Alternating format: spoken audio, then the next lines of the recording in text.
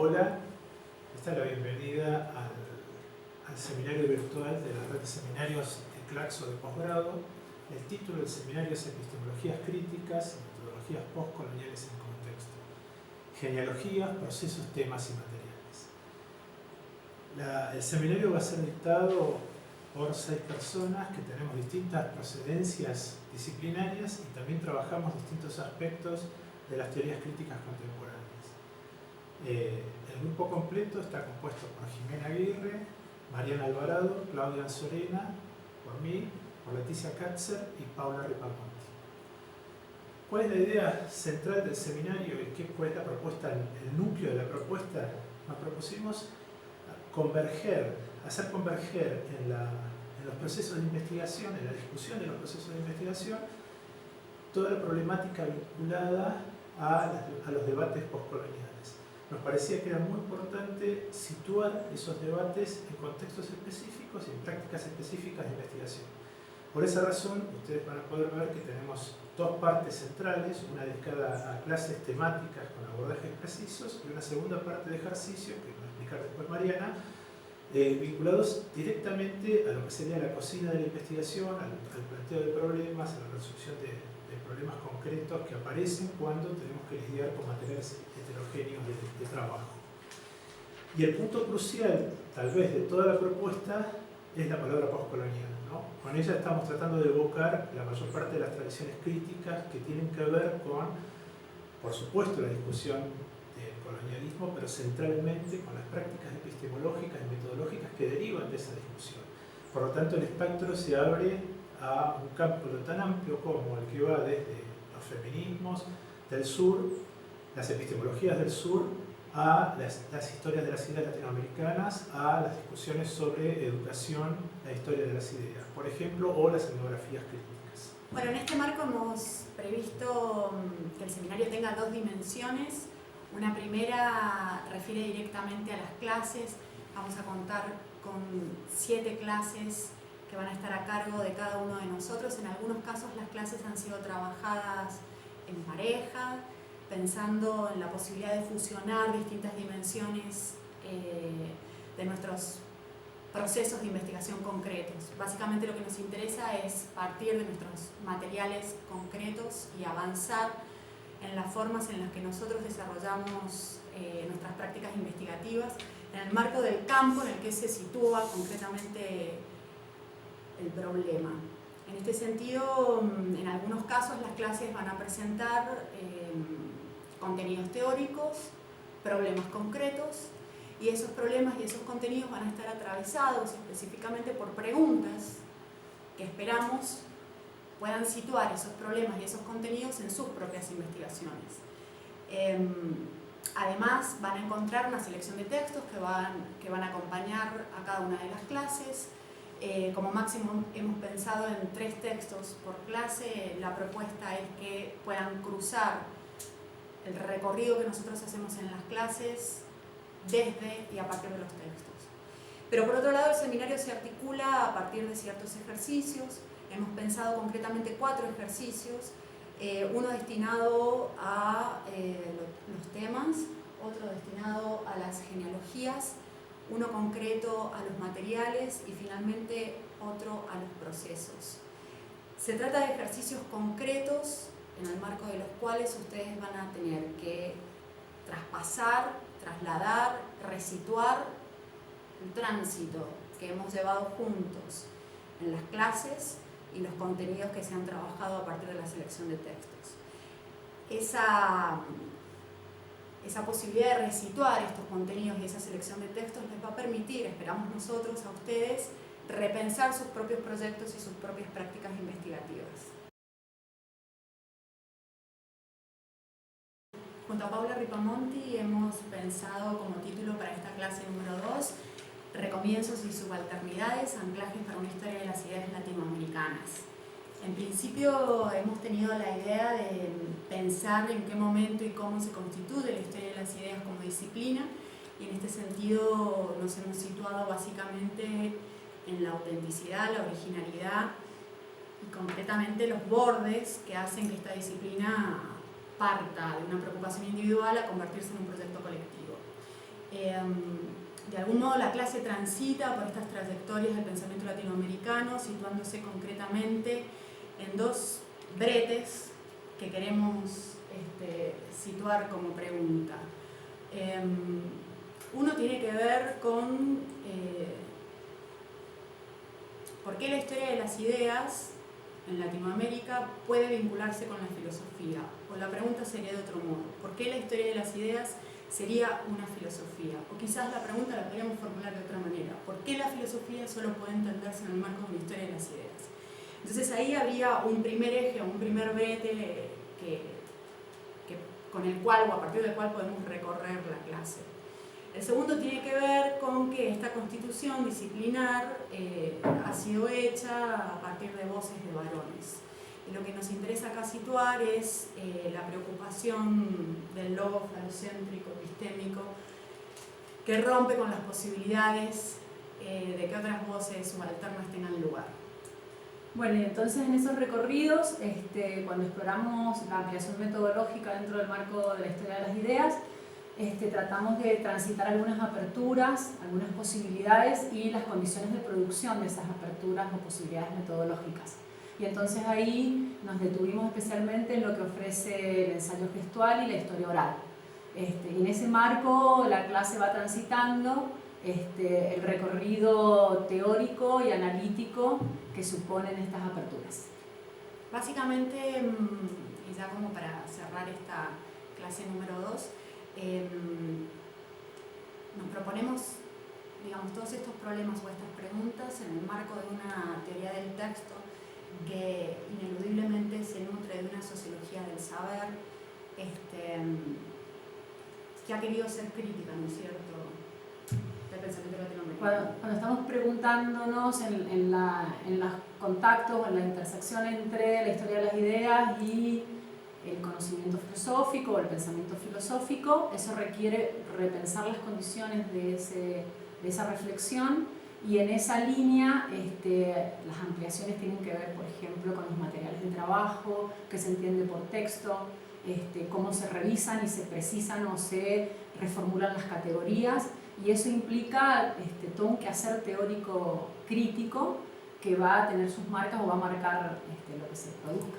Y que impacta concretamente en dos dimensiones. Por un lado, en la producción del conocimiento situado, local y en contexto, y por otro lado, en las dimensiones de la enunciación de las voces que acontecen en el momento en el que se produce el conocimiento.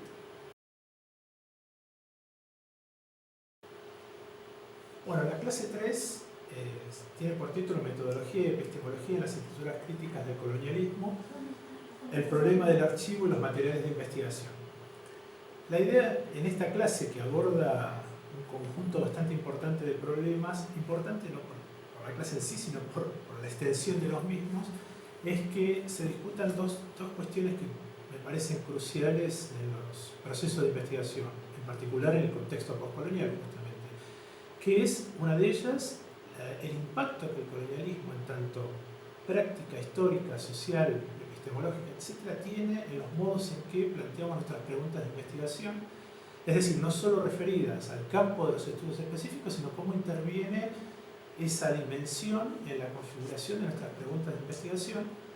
Y una segunda, que es entonces cómo trabajamos con los materiales de investigación a partir de tener en cuenta ese problema.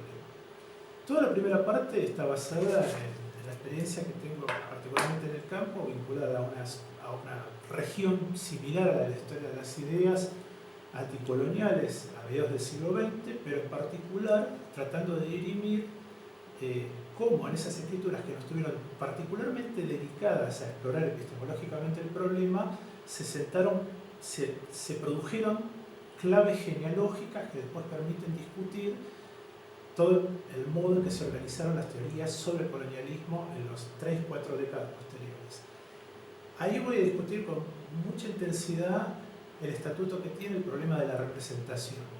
Esta es una clave bien importante dentro de esta trayectoria, tanto desde el punto de vista de los modos en que aparecen procesos como la racialización o la subalternidad, etc., como desde el punto de vista de su constitución en tanto categoría de análisis filosófica por un lado, pero también como herramienta que impacta en las metodologías precisas.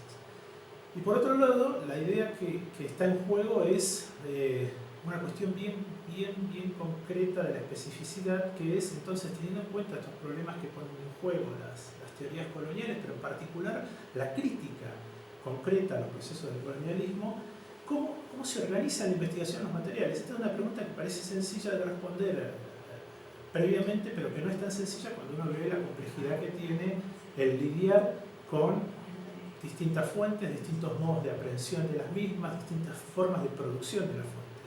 Está claro que también la dimensión que va a caer sistemáticamente sobre ese debate va a ser una dimensión genealógica que después, en el caso específico de la clase que va a exponer Leticia Katzer, se va a desarrollar pero para el ámbito de la etnografía.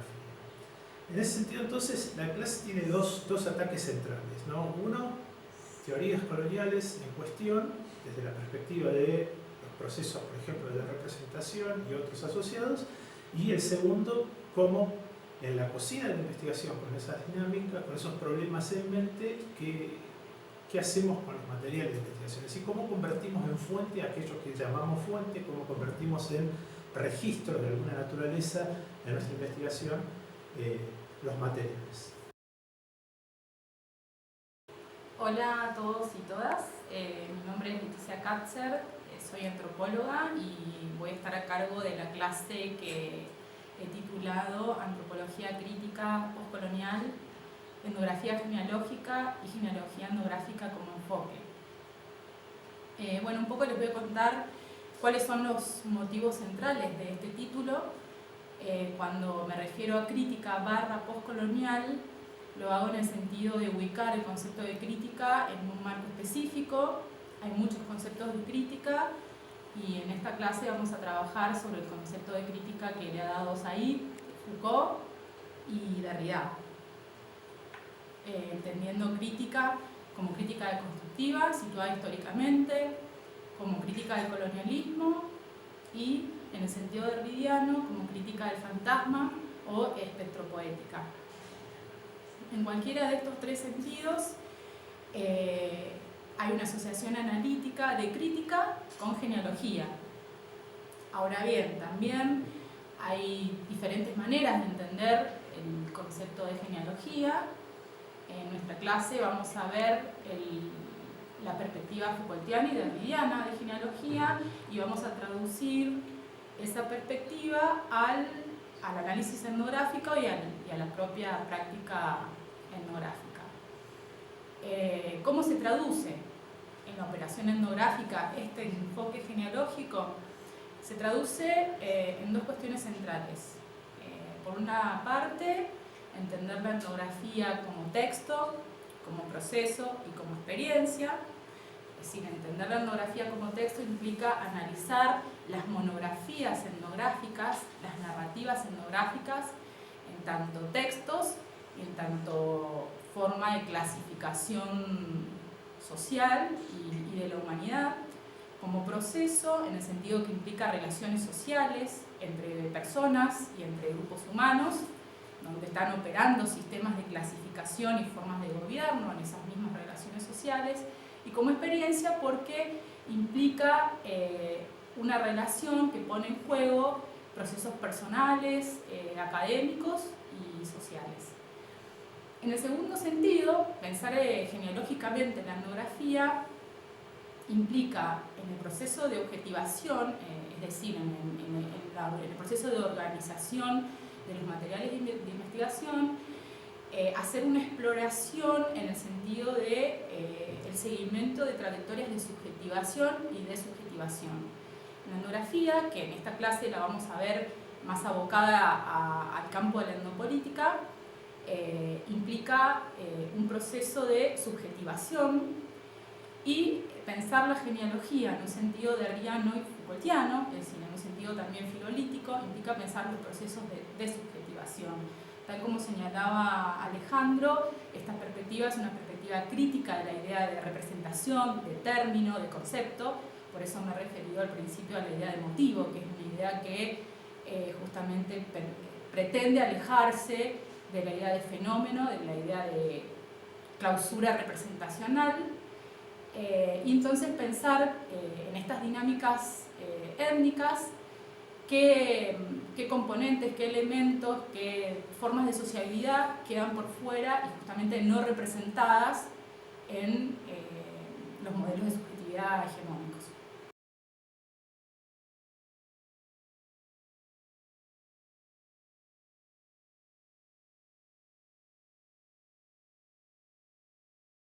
Bueno, la clase número 5 la hemos elaborado y propuesto con Mariana Alvarado. Se llama Aperturas metodológicas de discursos de mujeres latinoamericanas, narrativa y experiencia. Siguiendo la línea de la clase que propusimos anteriormente y preocupadas por las posibles aperturas en el marco de las epistemologías y metodologías críticas del sur, es que exploramos acá la intersección entre experiencia y narrativa. Por supuesto en clave de procesos y materiales de investigación. Entonces en esta línea lo que nos interesa es la posibilidad de recuperar críticamente narrativas, la construcción de estas narrativas y la posibilidad de analizarlas y de explorar las significaciones o la trama de significaciones que en estos textos se presentan.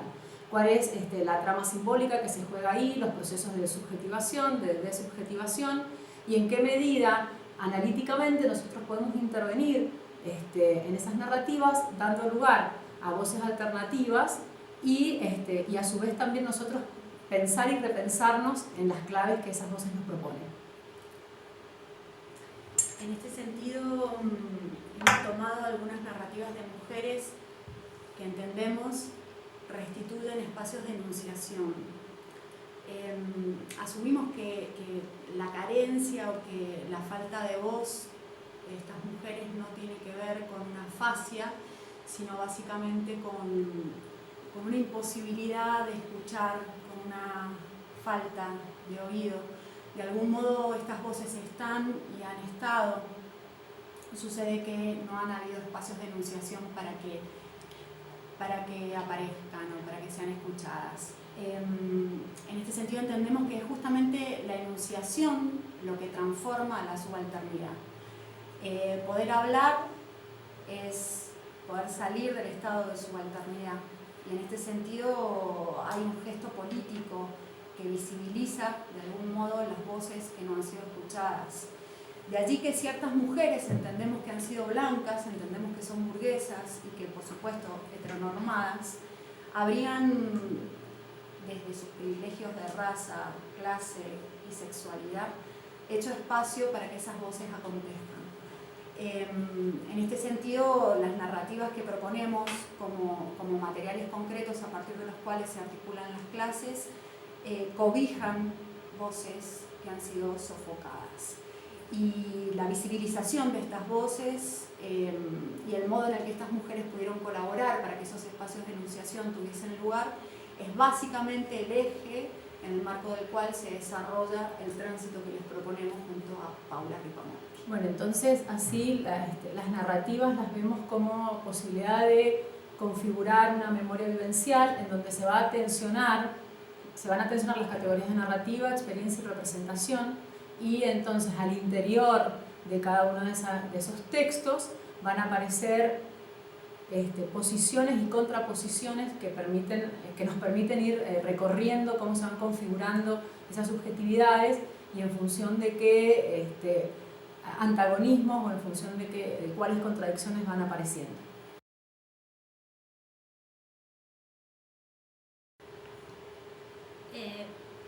Mi nombre es Claudia Anzorena y voy a compartir con ustedes una clase denominada Aportes desde los estudios de género y feministas para el análisis de las políticas públicas.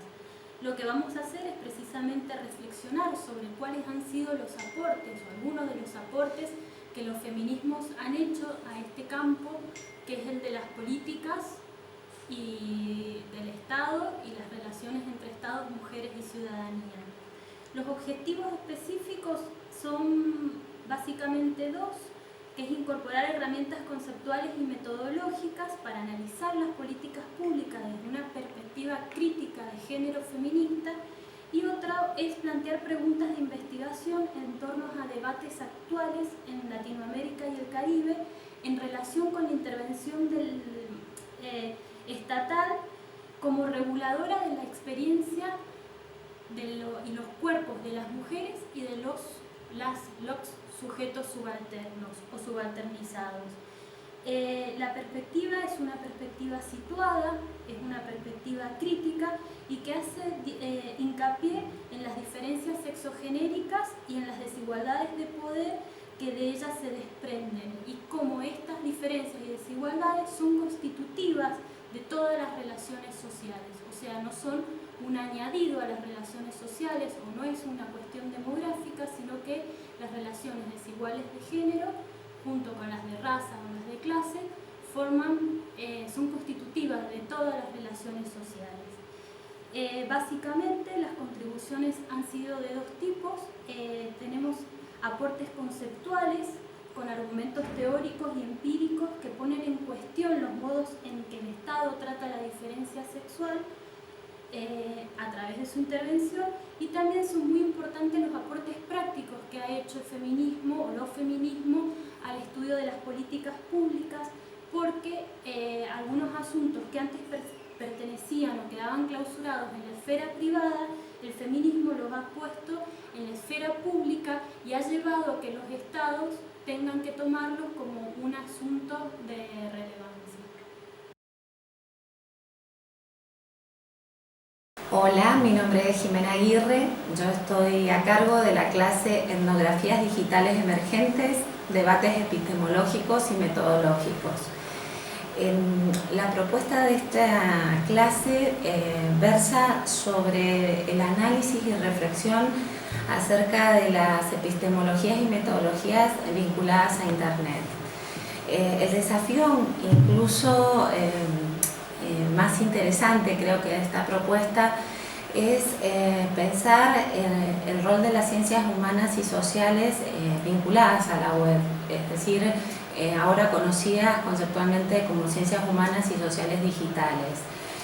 La idea es profundizar en algunos estudios latinoamericanos que retoman conceptos como epistemografía interactiva, etnografía digital, narrativas hipertextuales.